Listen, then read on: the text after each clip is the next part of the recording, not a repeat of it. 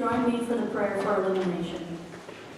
God of grace and truth, help us to be mindful of your coming into our presence, that we might hear your good tidings of peace and joy and share them with all your people.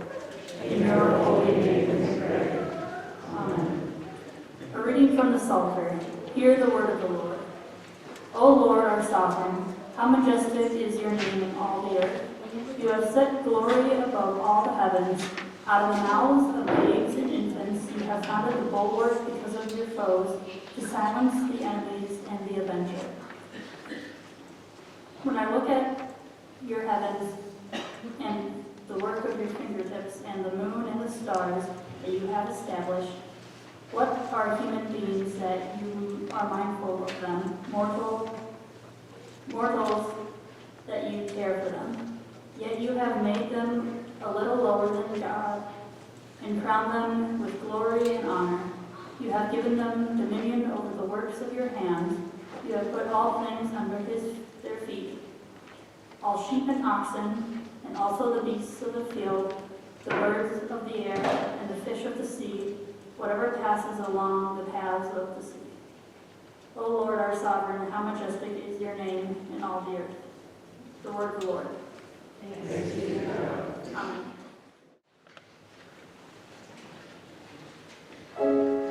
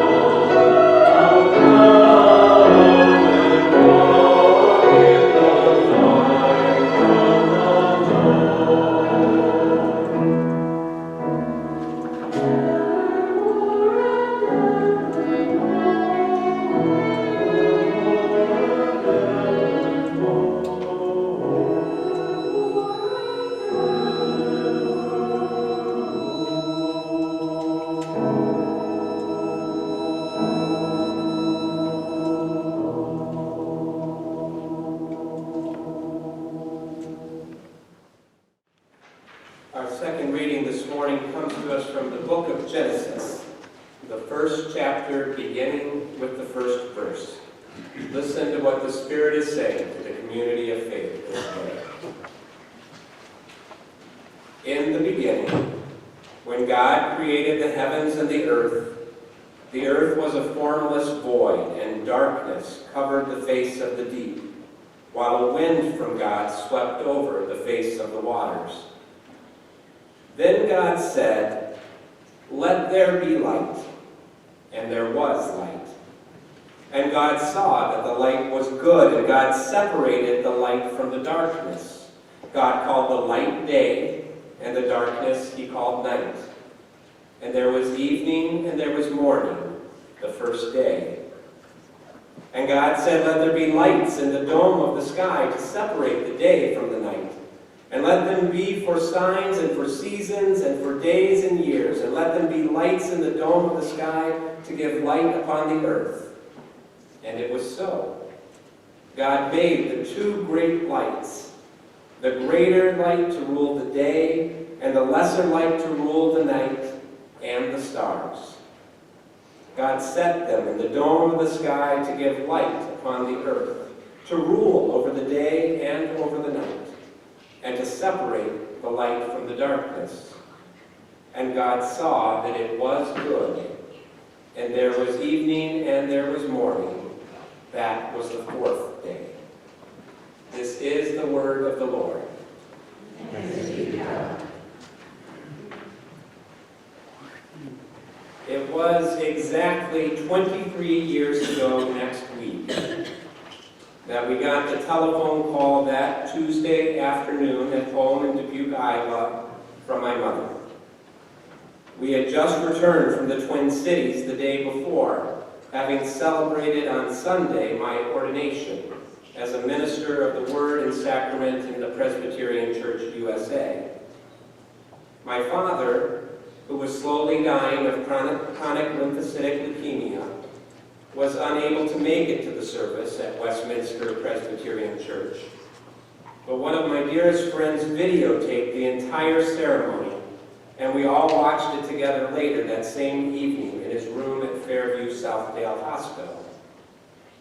We left for home the next morning, Lisa and I, needing to return to the seminary for our final exams. My father had already lived far longer than any of his doctors thought, thoroughly underestimating the boundless, stubborn will of a Scotsman. And now, the last few months, he seemed to be almost waiting for something, waiting for all the pieces to fall into place, waiting for his son to return home and be ordained and have a job. And so it was no real surprise when just 48 hours after becoming the Reverend, the minivan still not completely unpacked, the laundry still needing to be done, I picked up the telephone and heard my mother's voice on the other end, telling me that the nurses had said that my dad's time was coming to a close, and we needed to go back. It was already late afternoon as I hurried home from the campus to find Lisa and tell her. Some of our friends and neighbors watched Emily and Ben while we tried to get our stuff together, make necessary arrangements with our respective professors, and find some clean clothes suitable for what appeared to be an inevitable memorial service. By the time we had accomplished all our tasks, or as many as possible, night had fallen, and we were all piled back into the minivan and headed north on Highway 52 in darkness, hopeful we would make it in time. When you hear on the television or read in the newspaper that the best location to see a comet or an asteroid shower is out in the country away from the electric lights of the city, they are referring to eastern Iowa in early December. The deep blackness of the landscape enveloping our vehicle as we sped onward, illumined only by the dashboard and the high beams of our headlamps sprayed out in front of us upon the endless highway.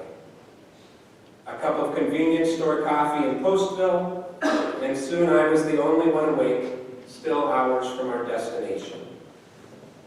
Listening to the radio for as long as I could pick up any good signal, implying for me anything but country and western music, It wasn't much later that I was driving through the dark in complete silence, the only passenger not asleep, alone with my thoughts, thinking, doing a lot of thinking, and missing him already.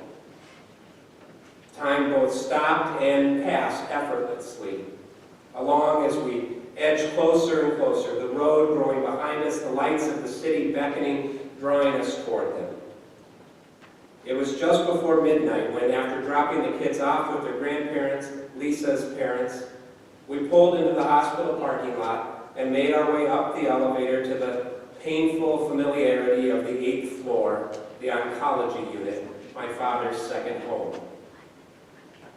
We hurried to his room and were met by my mother and my sister. The family now all arrived. We discussed, according to how we understood his final wishes, what final decisions needed to be made. Weeks earlier, while filling out his living will and advanced medical directives, he had quite profoundly informed us that for him, life's greatest value rested in its shared quality and our ability to communicate the depth of those experiences that provided meaning, the transcendent and the mundane, with another person. As we each glanced over and watched him resting in his bed, only thanks to the morphine, we all knew that this was a faculty, a gift, no longer in his possession. In unanimous agreement, we informed the nurses to stop any medical treatment, the antibiotic drip that was fighting a losing battle with an infection in his brain, and to only treat the pain, to try and make him as comfortable as possible. The four of us, each alone with the enormity and finality of this decision, sat in the darkness of his room, some light spilling in from the hallway, silent, watching, waiting, the thick, heavy reality of this night sinking into everything around us, absorbed, it seemed, by the walls, the furniture, everything increasingly black, dark. One of the nurses asked if we would like her to bring us in a lamp from the waiting room to give us just a little light. Good Minnesotans, we declined, knowing that it would be too much trouble and that we didn't deserve such a kind act of hospitality. Being an even better Minnesotan, she brought it anyway. It didn't give off much light, more of a dim gleam, but it was enough. Enough to keep the gathering shadows of death, of which the light was their very source, at a distance, within both time and space. We told stories, laughed and cried, prayed, and during the in-between moments held silent vigil, a time set apart, sacred, surrounded by the night, illumined, sustained by the holy glow of a low-wattage bulb and God's pure, radiant light, hopeful of God's very presence with us, near us. Friends, there is darkness all around us. Each of us with our own personal struggles and wrestling in the nights of our souls, as well as the growing shadows of fear and violence and death that threaten to extinguish our collective hope and divine possibility, replacing it instead with a paralyzing cynicism and despair. In our own lives, our own homes, the darkness is more intimate. Job insecurity and the loss of employment, rising debt and increasing bills, our children's safety and our parents' health, addiction, illness, stress, grief. The darkness around us is deep, and sometimes the light is hard to find. And sometimes we wonder if there really is someone watching over us, caring for us, loving us, if there really is some great plan for our lives and some ultimately happy ending for life itself. The darkness not only makes it difficult to see where we are going, but it can be lonely and seemingly empty of meaning. It is absolutely darkest before the dawn. So dark, the dawn can barely even be imagined, trusted, and believed, much less seen. But even in the darkness, even when the light is nothing more than a hope, Before there is light or darkness, there is God.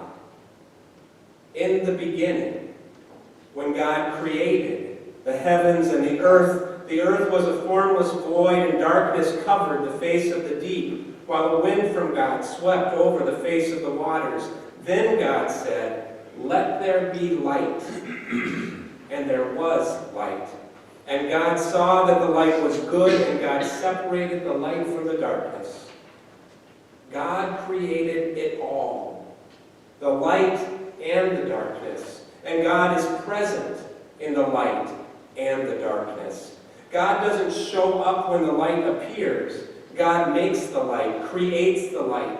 God is already there. Before there was light, God is with us. We are not alone. God is both beyond all of creation, beyond our ability to comprehend and our vain efforts to make God in our own image, and deep within it, in a cold, starry night sky or a perfect snowflake, present in a simple act of selfless kindness or the laughter of a child playing in the snow. On this first Sunday in the season of Advent, we begin to prepare for the coming of the one who is already here. We await the light that is both coming into the world and already present in the darkness. During these 4 Sundays leading up to Christmas, we will reflect on the theme of light. The light that is both the creation of God, the light that is God, as well as the light that we are called to be in the world. Ultimately, this will lead us to the holiest and silent of nights, when the light of God, the light that is God, entered into the world in the little town of Bethlehem over 2,000 years ago. The birth of Jesus, the infant child who would become the anointed one, the Messiah, the Christ. This Sunday, I just wanted to remind us that while Jesus is the light of the world, and the light coming into the world, God is present even in the darkest night. Even when we can't see or know what is in front of us, can't tell who is walking beside us, God is there before there is light. Before there is anything at all, there is God. Our hope is in the one that is always with us, who was before us and who goes ahead of us, providing comfort and challenge along the way, who doesn't end our suffering and struggles, but enters into them with us and makes them holy, who makes life itself in all its awful beauty and terrifying wonder, in all its complexity and mystery, holy, who reminds us that death is not the end of life, but merely a part of it, and that even in the darkest night of the soul, God is there with us, even before there is light. Back in the summer of 1996, before my father died, he was in the hospital for a few weeks in a room that faced west. He told my mother that the next time he had to be admitted, he wanted a room that faced east.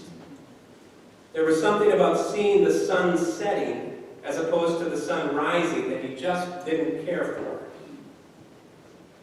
I suppose as he moved nearer to the end, he became more aware of the metaphorical quality of life, the signs, the revealing of God's kingdom all around him, and he simply preferred the poetic significance of a sunrise, the dawning of a new day, the countless possibilities pregnant in each fresh arriving moment.